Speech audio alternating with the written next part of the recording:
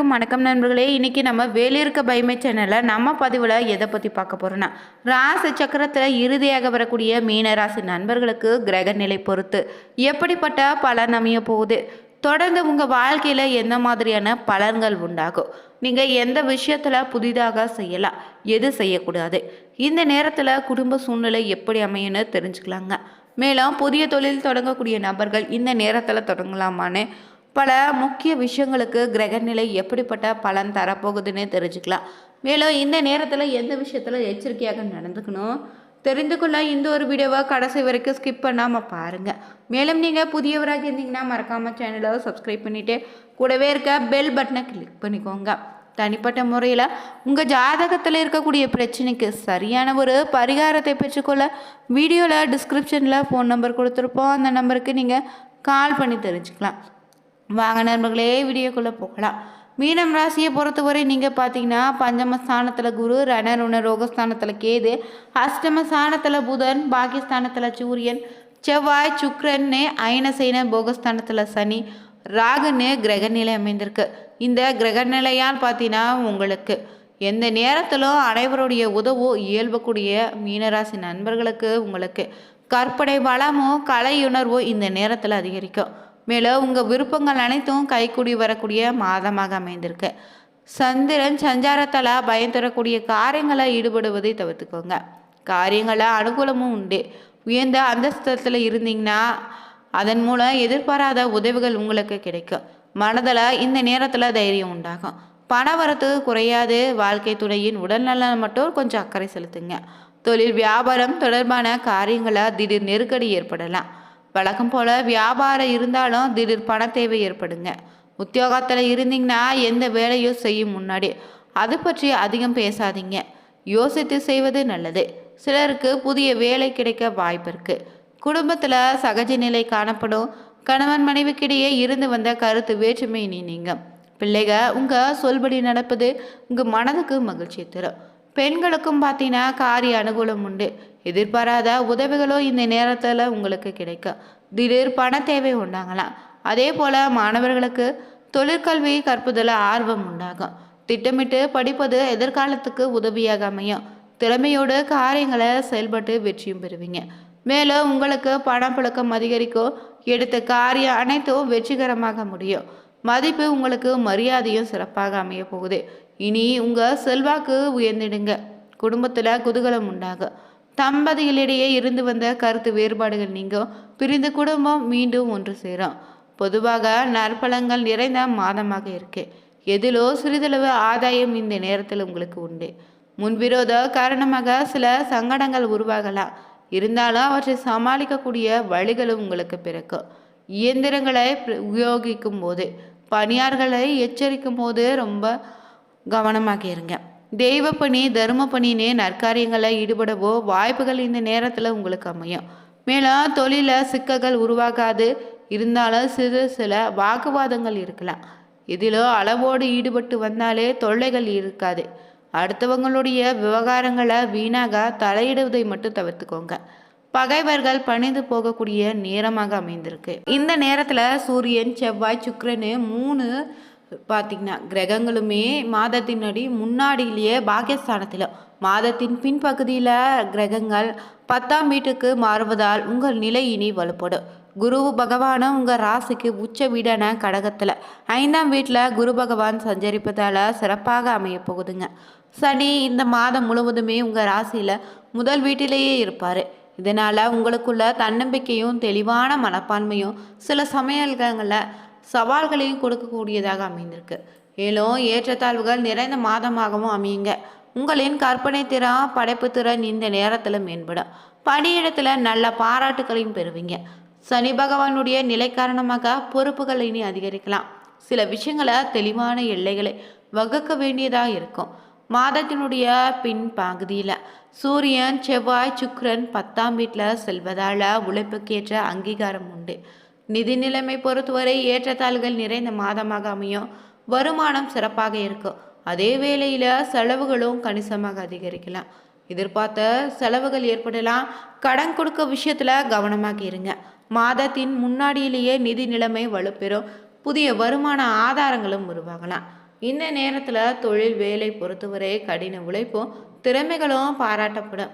உங்கள் திறமைகளை முழுமையாக வெளிப்படுத்தக்கூடிய வாய்ப்புகளையும் நீங்கள் பெறலாம். உடன் வேலை செய்பவங்களுடைய ஆதரவு இந்த நேரத்தில் உங்களுக்கு உண்டு. பதவி உயர்வுக்கான வாய்ப்புகளும் கிடைக்குங்க. மாதத்தின் முதல் வாரம் சற்று கடினமாக இருக்கலாம், அதன் பின்னாடி சகதமாக மாறும். வியாபார ரீதியான பயணங்கள் லாபமாக அமையும். சரியான திட்டமிடலோடு செயல்பட்டால் நிச்சயம் வெற்றி உண்டு. அதே போல இந்த நேரத்தில் கல்வி ஆரோக்கியம் பொறுத்தவரை இருந்து வந்த மந்த நிலை மாறும். இருந்தாலும் சிறிய தொற்று நோய்கள் உடல்நல குறைவு ஏற்பட வாய்ப்பிருக்கு. அதிகமான அழுத்தமோ குழப்பமான எண்ணங்களால் தலைவலி உங்களுக்கு ஏற்படலாம். எனவே தேவையற்ற பேச்சுக்களை தவிர்த்து அமைதியாக இருக்க பாருங்க. சுகாதார பழக்க வழக்கங்களை பின்பற்றினீங்கன்னா ஆரோக்கியத்தில் பார்த்தீங்கன்னா எந்தவித பிரச்சனையும் ஏற்படாது. மாணவர்களுக்கு இந்த நேரத்தில் சராசரி மாதமாக இருக்கும். வெற்றி பெற வேண்டும்னா கடின உழைப்போ கூடுதல் முயற்சியும் இந்த நேரத்தில் உங்களுக்கு வேண்டும். படிப்பில் கவனம் சிதறாமல் பார்த்துக்கோங்க. உயர்கல்வி பயிலக்கூடிய மாணவர்கள் 5ஆம் வீட்டில் குருவின் பார்வை சாதகமாக அமைவதால் போட்டித் தேர்வுகளுக்கு தயாராகக்கூடியவங்க நிச்சயம் பார்த்தீங்கன்னா வெற்றி பெறலாம். போட்டித் தேர்வுகளுக்காக பார்த்தீங்கன்னா நேரத்தை ஒதுக்கி படிப்பது இந்த நேரத்தில் வெற்றிக்கான வழியை பிறக்கும். மேலும் குடும்ப உறவை பொறுத்தவரை உங்களுக்கு ஏற்றத்தாழ்வுகள் இருந்தாலும் அன்பு நீடிக்கும். உறவை மேம்படுத்த நீங்கள் தொடர்ந்து முயற்சி செய்யணும். காதல் உறவுகளுக்கு மாதத்தின் ஆரம்பம் சாதகமாக இருக்கலாம், பின்னாடி சில சிக்கல்கள் ஏற்பட வாய்ப்பிற்கு ரொம்ப கவனமாக இருங்க. குடும்பத்தில் சுப நிகழ்ச்சிகள் கொண்டாட்டங்கள் நடைபெற வாய்ப்பிருக்கு. தாய் வழி உறவினர்களோடு மோசமடைய வாய்ப்பு இருப்பதால் இந்த நேரத்தில் கோபத்தை கட்டுப்படுத்திக் கொள்வது நல்லதுங்க. மேலும் உங்களுக்கு பார்த்தீங்கன்னா பணவரத்து அதிகரிக்க உடல் சோர்வு உண்டாகலாம். வீண் கவலை வீண் வாக்குவாதங்களை ஏற்பட வாய்ப்பு இருக்குது. முயற்சிகள் அனைத்தும் வெற்றி உண்டு. எதிர்ப்புகள் அகலோ நீண்ட நாட்களாக இழுபறியாக இருந்து வந்த பிரச்சனை இப்போதைக்கு முடிவுக்கு வரும். தொழில் வியாபாரம் லாபமாக இருக்கும். அரசாங்கம் மூலம் நடக்க வேண்டிய காரியங்கள் சாதகமான பலனை தரும். பயணம் மூலம் வியாபாரமோ தொழில் விரிவாக்கத்தையும் பெறுவீங்க. பழைய பாக்கிகள் வசூலாகும். நிதி நிலைமை இனி உயரும். உத்தியோகத்தில் இருந்தீங்கன்னா செயல்திறமை மூலம் கடின பணிகளை எளிதாக செய்து முடிக்கலாம். கஷ்டமில்லாத சுக வாழ்க்கை இனி உண்டாகும். வீட்டில் சுப காரியங்கள் நடக்க போகுது. திருமண முயற்சியில் ஈடுபட்டு இருந்தீங்கன்னா சாதகமான பலன் உண்டு. ஆடை ஆபரணங்கள் சேரும். விருந்தினர்கள் வருகை இருக்கும். கணவன் மனைவிக்கு இடையே நெருக்கம் இனி அதிகரிக்கலாம். உங்களது செயல்களுக்கு குடும்பத்தினர் ஒத்துழைப்பு இருக்கும். சுதந்திரமான எண்ணம் உங்களுக்குள்ள ஏற்படும். பெண்களுக்கு நீண்ட நாட்களாக இழுபறியாக இருந்து வந்த பிரச்சனை தற்போதுக்கு முடிவுக்கு வரும். எதிர்ப்புகள் அனைத்தும் அகலும். பணவரத்து கூடுதலாக கிடைக்கும். கலைத்துறையில் இருந்தீங்கன்னா நட்பு வகையில் நிதானத்தை கடைபிடிங்க. சில நேரத்தில் விபரீதமான எண்ணம் தோன்றும். கவனமாக இருங்க. பணிகள் தொடர்பான விஷயத்தில் சாதகமான பலன் உண்டு. கடன் பிரச்சனை குறைய தொடங்கும். அரசியலில் இருந்தீங்கன்னா எதிர்பாராத பண உதவி கிடைக்கும். எடுத்த வேலைகளை ரொம்ப கவனமோடு செயல்படுவது நல்லது. மன வலிமை உங்களுக்குள்ள அதிகரிக்கும். மக்கள் மத்தியில் மதிப்பு உயருங்க. மாணவர்களுக்கு கல்வியில் வெற்றி உண்டாகும். கடினமான வேலைகளை எளிதாக செய்து முடிப்பீங்க. விளையாட்டுகளில் உங்களுக்கான ஆர்வம் உண்டு. தொடர்ந்து நட்சத்திரத்தை பொறுத்து உங்கள் ராசியில் இருக்கக்கூடிய மீன ராசியில் இருந்த புரட்டாதி 4ஆம் பாதத்தில் உள்ள நட்சத்திரக்காரர்களுக்கு தொழிலில் சிக்கல் உருவாகாது. இருந்தாலும் பார்த்தீங்கன்னா சில வாக்குவாதங்கள் ஏற்படலாம். இருந்தாலும் அளவோடு பேசுவது தொல்லைகள் இருக்காது. அடுத்தவங்களுடைய விவகாரங்களை வீணாக தலையிடுவதை வேண்டாம். பகைவர்கள் பணிந்து போகக்கூடிய வாய்ப்பிற்காக வரக்கூடிய உத்திராடாதி நட்சத்திரக்காரர்களுக்கு விடாப்பிடியாக செயல்பட்டு சில வேலைகளை செய்து முடிக்கலாம். உறவினர்கள் நண்பர்களுடன் மனத்தாங்கள் வரக்கூடிய வாய்ப்பிருக்கு. யாருக்கும் சாட்சி கையெழுத்திடாதீங்க. இந்த நேரத்தில் வியாபாரத்தில் வேலையாட்களால் பிரச்சனை வர வாய்ப்பிருக்கு. உத்தியோகத்தில் மறைமுக எதிர்ப்புகள் வரலாம். அடுத்ததாக வரக்கூடிய ரேவதி நட்சத்திரக்காரர்களுக்கு பொதுவாக அன்றாட பணிகளை கவனித்து கொண்டு நிதானமாக இருக்க வேண்டியது அவசியம். பெரியோர் சொல்படி நடந்து கொண்டீங்கன்னா தொல்லைகள் வராது. பலவிதமான சூழ்நிலைகளில் உங்களுடைய சாதுரியத்தால் சமாளித்து முடிப்பீங்க. மீன ராசியை பொறுத்தவரை நீங்கள் தொடர்ந்து செவ்வாய்க்கிழமை தோறும் முருகனை வணங்கி வர எல்லாவும் நன்மையாக மாறும். பணவரத்து கூடுதலாக கிடைக்கும், கடன் பிரச்சனை தீரும். இந்த மாதம் பொறுத்தவரை சந்திராஷ்டம தினங்களாக 15, 16, 17 அமைந்திருக்கு. அதிர்ஷ்ட தினங்களாக பார்த்தீங்கன்னா 8, 9 தொடர்ந்து ஜாதகத்திலேயே இருக்கக்கூடிய 12 ராசிகளை 12வது இறுதி ராசியாக வரக்கூடிய மீனம் ராசியை சேர்ந்த உங்களுக்கு அதிபதியாக நவகிரகங்களில் முழுமையான சுபகிரகன்னு சொல்லக்கூடிய குரு பகவான் அமைந்திருக்காரு.